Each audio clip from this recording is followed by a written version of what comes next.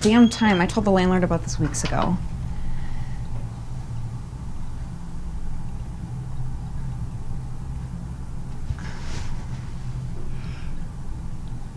Is it this lock? I'm Corey Benson Powers. I'm the writer director of Locksmith. Locksmith is a short horror film that takes place on the morning of a young woman getting ready for work, and her routine is interrupted when a locksmith that she's been waiting on to come and do a repair at her home shows up. And she tries to continue on with her day. However, it appears that this creepy locksmith has intentions other than just repair. Yeah, I enjoyed your film quite a bit when I watched it. And I do know that you're also going to be part of the panel on horror films. Right, correct. Yes. Is horror something that you've always enjoyed doing? Because you do the tension, you do the suspense and build up very well. Well, thank you. I appreciate that. And yes, to answer that question is for my draw into filmmaking, just first as an audience member, is that's what has always drawn me into like being a lover of movies. Is I felt like horror and suspense and tension, that was always movies that had those elements stuck with me and kept me thinking about it after I was done watching it, and would want me to make me want to rewatch a movie and kind of studied like how they executed how their execution was able to be so effective in creating those kinds of feelings in an audience member. So yes, I've always been drawn to making horror films myself because it's what I've always loved watching myself as a moviegoer.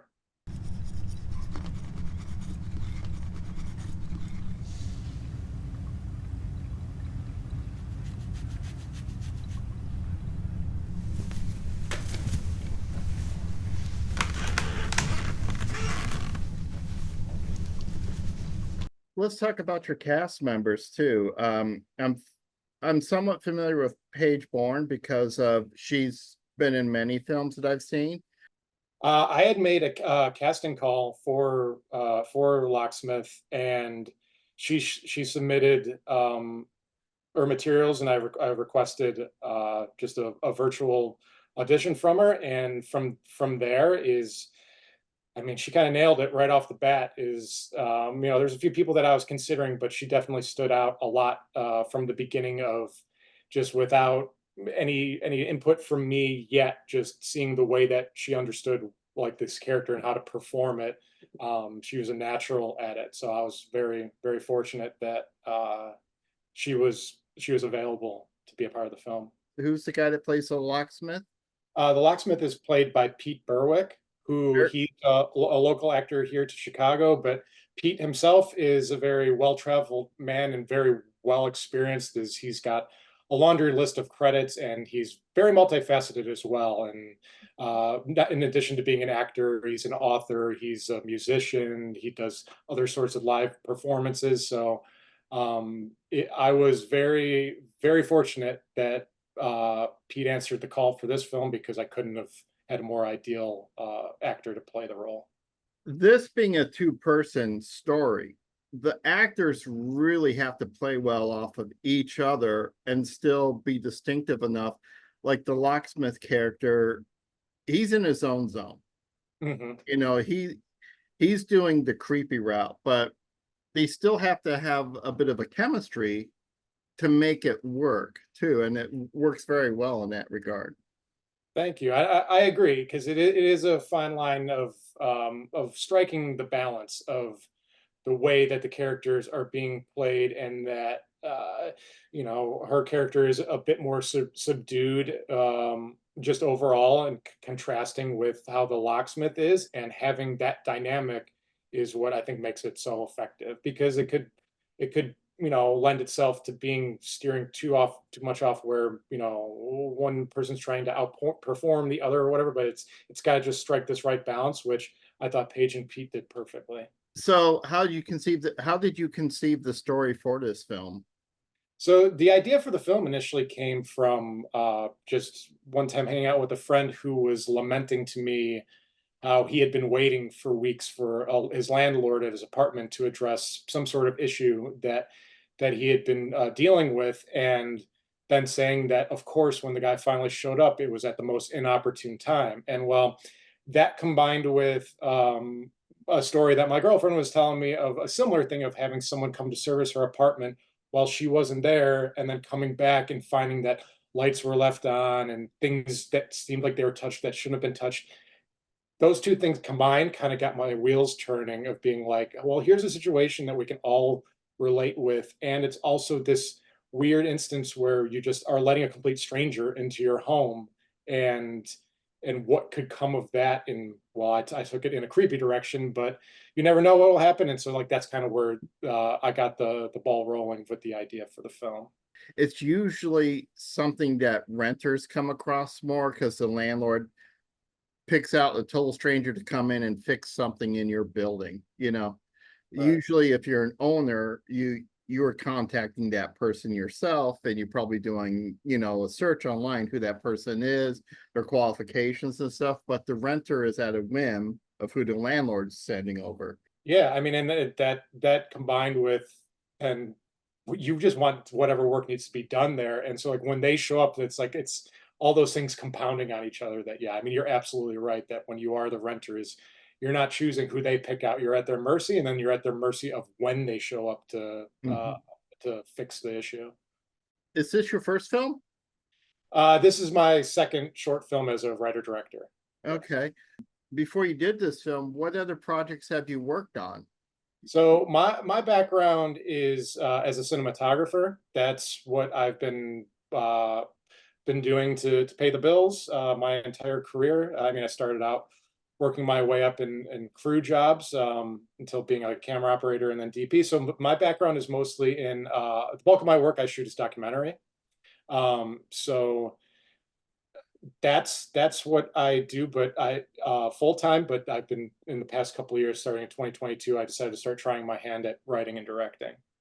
But my initial draw into filmmaking was from a narrative standpoint. Is like I learned narrative filmmaking, and then just the way that things go and opportunities is like I kind of found myself into the documentary field more than the narrative as a DP, but always wanting to work my way back into being able to do narrative. And I just decided a couple of years ago with my first short, just being like, well, you know, I have an idea. I'd like to try this out, and then fell in love with doing it. And then I'm like, I want to do this again. And that's where the idea started coming for Locksmith. And that's where I'm at now.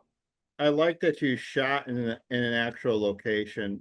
A lot of times you see these films and you can kind of tell it's a set, but here you really feel that it's an actual location too. It really has that feel and atmosphere come across, and helping with the performances and the look and mood of the film too.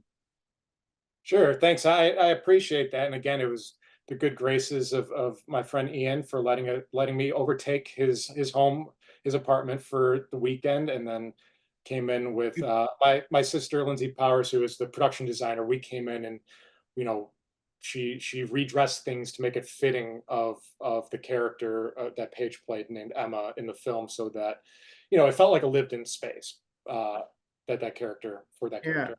You shot in one weekend? Yeah, it was Saturday and Sunday. Yeah. Oh, Yeah, okay. we came in on the Friday before to like load in equipment and kind of redress the areas we were going to be shooting, to add some, you know, like props and decor and that. And then yeah, shot Saturday, Sunday, and then Monday morning we just kind of loaded our stuff out and reset the apartment. So, but 2 shoot days.